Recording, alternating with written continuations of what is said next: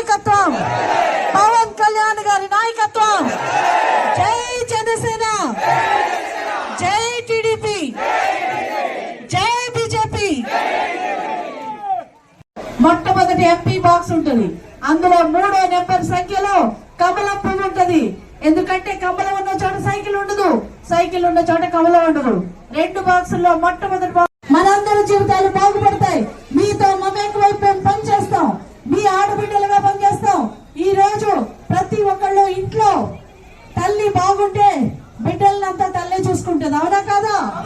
మహిళలందరూ ఉన్నారు. బయట పనులకు మగాళ్ళు వెళ్ళినా కుటుంబాన్ని చూసేది ఎవరమ్మా? తల్లి.